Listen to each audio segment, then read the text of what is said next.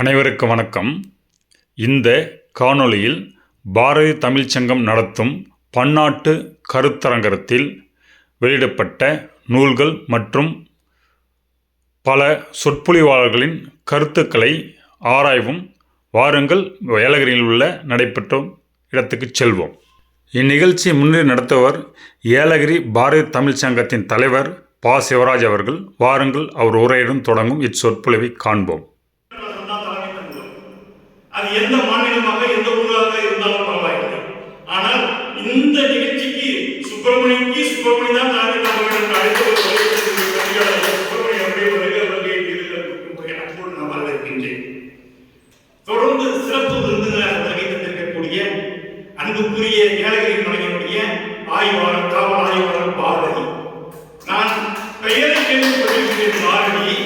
ஆனால் இந்த அளவுக்கு ஒரு ஈடுபாடு தமிழ் பண்போடு இருப்பாங்க நினைச்சுப்பாங்க. எனக்கு தெரிஞ்சு காவல்துறையிலே புலனாய்வுத்துறையிலே தங்கப்பதக்கம் பெற்ற ஒரு பெண், சிங்கப்பெண். ஆனால் இப்படி ஒரு காவல்துறையில பணியாற்றக்கூடியவர்கள் எங்கள் சத்தியமூர்த்தி ஓய்வு பெற்றவர்களாக இருக்கிறார்கள். என்னுடைய சம்பந்தி மோகன் பின்னாடி உட்கார்ந்திருக்கார். அவர் புலனாய்வுத்துறையில வெற்றி பெற்று ஓய்வு பெற்றவர். இப்படியெல்லாம் காவல்துறையில மொழிபெயராக இருக்கக்கூடியவர்களாக வந்திருக்கும் போது எனக்கு தெரிஞ்சு பல நாட்களில் காலியாக இருந்தாலும் சட்டசபையில் வந்திருக்கக்கூடிய எம்எல்ஏ போல நீங்க, இங்க சட்டசபையில் வந்திருக்கக்கூடிய எம்பி போல இவங்க. இப்படி பார்க்கும்போது எனக்கு ரொம்ப மகிழ்ச்சியாக இருக்கிறது. அதே போல இந்த நிகழ்ச்சிக்கு முன்னிலை வைத்துக் கொண்டிருக்கக்கூடிய என் அன்புக்குரிய ரோட்டரி சங்கத்தினுடைய 500 ப்ராஜெக்ட் யாரு எனக்கு தெரிஞ்சு தமிழகத்திலே ரோட்டரியில அப்படி ஒரு சேவையை செய்திருக்கக்கூடியது யார் சொன்னா பண்ணியிருந்தோம். வரும்போதே பண்ணியிருந்தது படிப்பாங்க. இந்த பள்ளியில் எல்லா நிகழ்ச்சியும் பணியாற்றக்கூடியவர். அவரை தொலைதூரத்தில் நான் பார்க்கும்போது யாருக்கும் கோவாவை அறிமுகமாக்கி திருப்பத்தூருடைய நகைக்கடை நடத்தி இன்னும் அதிகம் படிக்காதவர் என்றாலும் படித்தவர் போல அத்தனை நிகழ்ச்சிகளையும் மொத்தமாக நடத்தக்கூடிய பன்னீர் அவர்களுக்கு இந்த தருணத்தில் அவர் தமிழ் சேவையை பாராட்டி கூட நல்ல ஞானபாரதி விருது வழங்கப்படுகிறது. அதே போல அங்கே கடைப்படி இருக்கக்கூடியவர் எங்கள் படைப்பிடிப்பாளர். பாரதி தமிழ் சங்கத்துல ஏற்கனவே வாட்ஸ்அப் குரூப்ல 1200 பேருக்கு மேல இருக்கிறார். அட்மின் அவர்தான், சாதாரண மின்வாரியத்தில் பணியாற்றி ஓய்வு பெற்றவர். யாராவது மின்வாரியத்தில் கேட்டு கட்டணம் அவரே கட்டிடுவார். கட்டிட்டு அப்படிப்பட்டவர் பாரதி பெயரால பரப்புரை செய்வதற்கு அவருக்கும் ஞானபாரதி என்று வழங்கி சிறப்பிக்கப்படுகிறது என்பதை அன்போடு தெரிவித்துக் கொள்கின்றேன். குறிப்பாக இந்த வகையில பார்க்கும்போது என்னுடைய பிள்ளைகள் பையன் வந்து உக்ரைன்ல கரூர்ல பாரதி பற்றி பரப்புரை செய்யும். டாக்டர் மத்தியில போய் டாக்டர் தான் பேசுவாங்க. ஆனா பாரதி பற்றி பேசுவாங்க, யாரும் பேச மாட்டாங்க. ஆனா உக்ரைன் நாட்டில் போயிட்டு அவன் பாரதி பற்றி பேசியிருக்கான். கரூர்ல பாரதி பற்றி ஆய்வு கூட்டம் நடத்தி அங்க பேசியிருக்கான். பல இடத்துல பேசும்போது அவர்களுக்கும் எதையும் வழங்க வேண்டும் என்று நினைச்ச பணம் கொடுத்தா செலவாயிடும். மாலை போட்டா கட்டி போட்டுருவான்.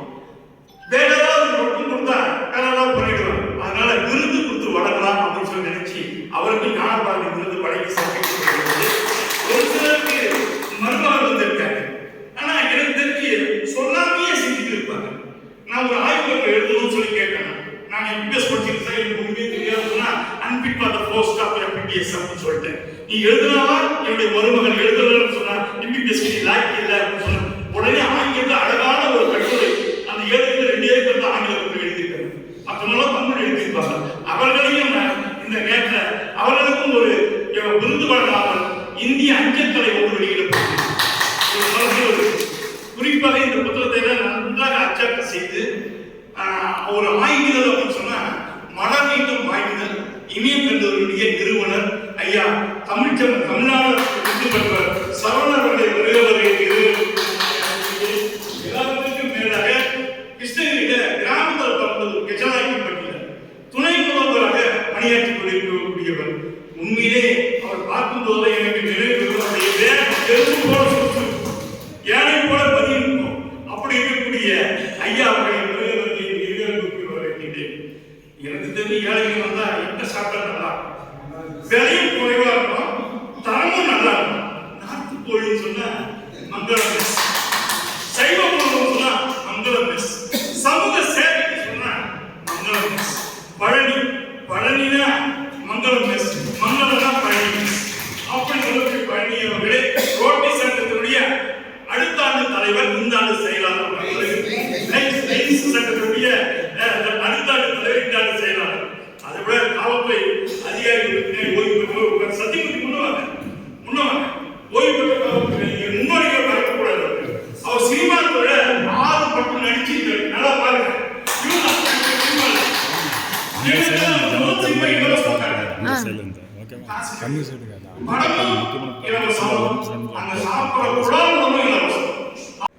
தமிழ் செம்மல் திரு முனைவர் சிவராஜ் அவர்களே, இந்த இனிய நிகழ்ச்சிக்கு தலைமை தாங்கி புத்தக வெளியிட்டு நடத்தி சென்றிருந்த ஐயா டாக்டர் கௌசர் அவர்களே மற்றும் இந்த இனிய நிகழ்ச்சிக்கு முதலிலே வாழ்த்துறை வழங்கி சென்று மீண்டும் புத்தக வெளியீட்டிற்காக வந்திருக்கின்ற நம்முடைய ஏலகிரி காவல் நிலையத்தின் போலீஸ் இன்ஸ்பெக்டர் அவர்களே மற்றும் இந்த இணைய நிகழ்ச்சியில் கலந்து கொண்டு சிறப்புரையாற்றிய திருப்பத்தூர் ரோட்டரி சங்க தலைவர் பன்னீர்செல்வம் அவர்களே, இன்று ஞான பாரதி விருது பெற்றிருக்கின்ற நம்முடைய எஸ்பி விஜயகுமார் அவர்களே, ஞான பாரதி விருது பெற்ற ஆறறிவில் ஓரறிவு இருக்கும், மைதறிவும் நினைக்க வேண்டாம், அதுவும் கூட டவுட்டு. மேடையில் பேச முடியுமா? எழுத முடியுமா? எழுத முடியாது. 2 கண்ணுக்கு பார்க்குது, 2 காலுக்கு கேட்குது, 2 காலுக்கு நடக்குது, 2 கை இருக்குது, 2 வேலை செய்தா, ஒன்று சுகாதார பணி செய்து இன்னொன்று எழுதுது. ஆனா 2 கையிலும் எழுதக்கூடியவர் தான் நான் பாடாது சூரியன். நினைச்சு பாருங்க சார், படிக்க முடியுமான்னு பாருங்க. உண்மையிலே இது நம்ம மாவட்டத்தை சார்ந்த புத்தகம். ஜம்புத்தீவுகள் என்பது வடாக்காடு மாவட்டத்தை சார்ந்த புத்தகம். இது பல பேருக்கு தெரியாது. அது படிக்கணும். நீங்க முயற்சி பண்ணி புத்தகம் அவருடைய அண்ணாரை அன்புகள் பாராட்டி அவரை வார்த்தை சுமார் சான்றோருக்கு அனைவருக்கும் வணக்கம். இங்கு பேச வாய்ப்பளித்த சிவராஜாவுக்கு வணக்கம். ஐயாவை எனக்கு ஜஸ்ட் ஒரு முறை தான் பரிச்சயம். ஒரே ஒரு முறை தான் ஃபோனில் பேசுகிறேன். ஐயா கட்டுரை கொடுத்தேன்னு சொன்னார். கட்டுரை கொடுத்தேன். புத்தகம் வெளியிடுறது ஆனால் ஐயா பாரதி தமிழ்ச்சங்கம் போட்ட உடனே தமிழுக்கு பாரதியோட யார் பெரிய ஒர்க் பண்ணியிருக்க முடியும். அப்போ தமிழர்கள் குறித்த ஒரு வரலாறுனாக்கா 50,000 வருடத்துக்கு குறைந்த படிச்சு எழுத முடியும்.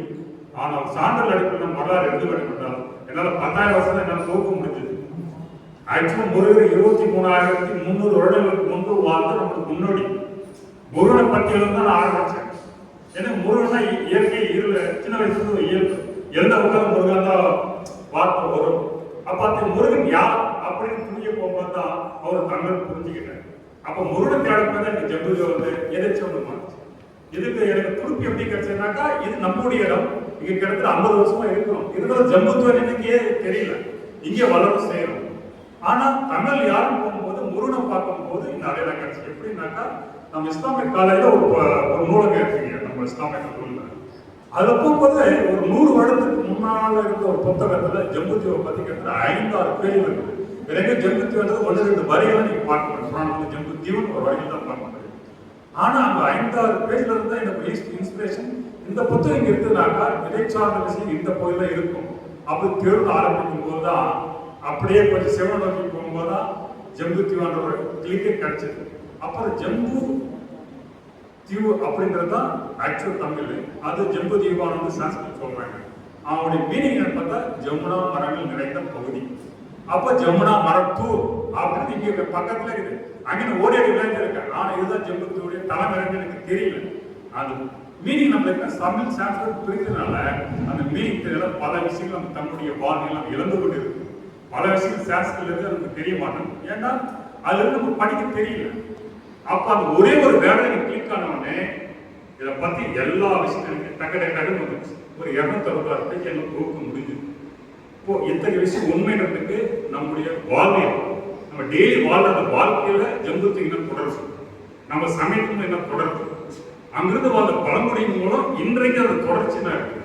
அவனுடைய வரலாற்று ரீதியாக திரை ரீதியாக உங்களுக்கு வரலாறு ஜம்புத்தீவுல ஜமுனா மரத்துல அப்படியே கீழே வர்றதுக்கு 5 டைரக்ஷன் ஒரு பாதை இருக்கு. நீங்க ஜமுனா மரத்துல போற ஒரு மலையில இருந்து 5 டைரக்ஷன் ஒரு பாதை இருக்குனாக்கா அது இது மட்டும் தான். ஒன்று வேலூரை நோக்கி, வாணியம்பாடியை நோக்கி, கோளூரை நோக்கி, சங்கம் நோக்கி இந்த 4 பாதையிலும் 4 வயது முன்னேறினா 4 முன்னோர்கள் இந்திய முன்னோடிகள் சொல்லலாம். அதுதான் எஸ்டாப்ளிஷ் பண்ணிருக்காங்க. அதுக்கு வரலாற்று ரீதியாகவும் வாழ்வியல் ரீதியாகவும் இன்னொன்று வந்து ஆர்காலஜி டிபார்ட்மெண்ட் சப்போர்ட்டோட அது எப்படி இருக்கு விவரிச்சிருக்கேன். இதை படிச்சு பாருங்க. உங்களுக்கு உண்மையில வந்து ஜம்புத்தி வந்து ஒரு கற்பனை தேசம் இல்லை. சிவன் வாழ்ந்த பகுதி, சிவனுடைய அடையாளம் சொல்ற பகுதி, சிவன் முதல் அதிதியாக வந்த இடம் வாணியம்பாடி சிவஸ்தலம். அதுக்கு நான் எங்கெங்கயோ போய் கல்வெட்டை தேடி பார்த்தேன். கடைசி எங்கேயுமே கிடைக்கல. இஸ்லாமிக் கல்வி ஐயோ இல்ல புத்தகத்தை அழகா இருக்கு. அந்த கல்வெட்டுல என்ன இருக்குன்னு சொல்லியிருக்கு. அப்போ நம்முடைய சான்றுகள், நம்முடைய வரலாறுலாம் வந்து நம்மளுடைய கோயில் இருக்கு.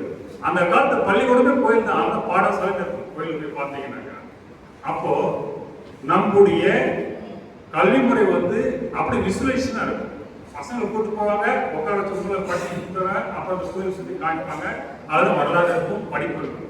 அதுக்கு வாழ்முறை தான். அப்போ கோயில் தான் கோயில் பார்க்க வேண்டாம், சாமியும் பார்க்க வேண்டாம். அது ஒரு பாடசாலை. அதில் போனீங்கன்னா கல்வெட்டுக்கு தான் நம்முடைய வரலாறு எல்லாம் சொல்லுது. அடுத்த கோயில் கல்வெட்டுகளா வந்து நம்முடைய கவர்மெண்ட் சார்பில் ஒரு ரிக்வஸ்ட் தான். அந்த ஒவ்வொரு கோயிலும் எடுத்து அந்த கல்வெட்டு நான் சொல்லி பார்த்ததே நம்முடைய தமிழ் வரலாறு வந்து கிட்டத்தட்ட ஒரு 10,000 வருடங்கள் பின்னோக்கி சொல்லுது. எப்படின்னு சொல்றோம். ஏன்னா ராமாயண மகாபாரதம் பார்த்தீங்கன்னா வந்து சித்திர எழுத்து ஒளி எழுத்து காலத்திலிருந்து எழுதப்பட்டது. இந்த சிந்து சமவெளி காலத்துல வந்து சித்திர எழுத்து ஒளி எழுத்து சேர்ந்தது தான். அது வந்து சித்திரம் வந்து எல்லாமே படம் பார்த்து சொல்லிடலாம். ஒளி, அந்த ஒளியை வச்சு தான் எப்படி சித்திர எழுத்து சொல்றதா சொல்ல முடியல. அதை சிந்து சமவெளி நாடகம் தமிழ் வந்து ப்ரூவ் பண்ண முடியல. அந்த ஒளி எழுத்து இன்டர்பிரட் பண்ண முடிஞ்சா கண்டிப்பா பண்ண முடியும். அதுக்கு நம்ம கோயில போய் தேட கண்டிப்பா இதனுடைய பொருள் கிடைக்கும். அப்ப சிந்து சமவெளி வாழ்ந்த மக்கள் நம்ம தமிழர்கள் நம்மளை இன்னும் ஆழமா அதை வந்து நம்ம வந்து நிரூபிக்க முடியும். ஐராவதி மகாதேவன் ஐயா வந்து நிரூபிச்சிருக்கிறார். ஒரு சில வார்த்தைகள் எடுத்து போட்டிருக்காரு. அது எப்படி பொதுப்பாக சிந்து சமவெளி வாழ்ந்த மக்கள் சிவனை தான் வணங்கினாங்க, சிவலிங்கம் கிடைச்சிருக்குது. அப்புறம் ஒரு சில சிற்பங்களா வந்து சிவனை உருவப்படுத்துது. அது குறுகிய காலத்தில் வாழ்ந்த மக்கள் வழிபட்ட இதை வந்து வெளிப்பட்டு தெரியல. அப்ப இதெல்லாம் வந்து எனக்கு முதல்ல வந்து தீரியதான் வந்து அதுக்கப்புறம் எல்லாம் தூக்கும் போது ஒரு வரலாறா வந்து கிட்ட 3 வருஷம் எனக்கு ஜஸ்ட் ஆர்டிகல் தான் வந்தது. யூடியூப்ல பேசிட்டு ஆர்டிகல போட்டிருந்தேன். அதெல்லாம் தூக்கும் போது தான் இது இப்படி இவ்வளவு வரலாறு கண்படி தெரிஞ்சது. அது ஐயோட முயற்சியால இதுக்கு ஒரு புத்தகம் வாய்ப்பு அழகிறது. பிடித்து எழுந்தவுடன் கிடைப்பது வெற்றி அல்ல, வீழ்ந்து எழுபவனுக்கு கிடைப்பதே வெற்றி.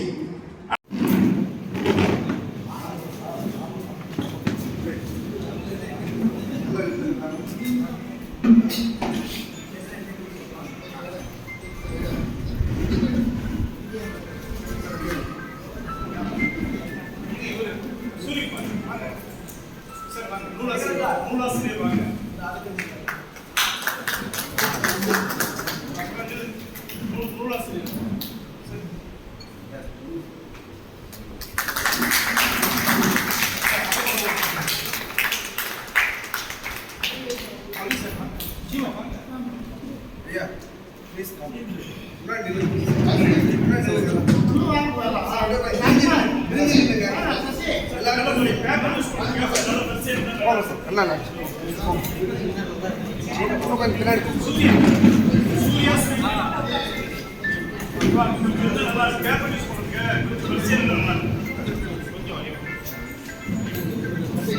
இத்தகைய ஏலகிரியில் நடைபெற்ற பாரதி தமிழ்ச் சங்கத்தின் முன்னில் நடைபெற்ற நூல் வெளியீட்டினை மருத்துவர் மணிவிளக்கு, தமிழ்ச்செம்மல் டாக்டர் அக்பர் கௌசர் அவர்கள் இந்த நூல்களாக ஜம்புத்தீவா 10,000 ஆண்டுகள் வரலாற்று உண்மைகள், தமிழர்களின் வானியல், ஆலயங்களும் ஆயர்களும், தமிழ் இலக்கியங்கள், செவ்விலக்கியங்கள், தமிழ் இலக்கியங்கள் ஆகிய புத்தகங்களை வெளியிட அனைவரும் பெற்றுக்கொண்டனர்.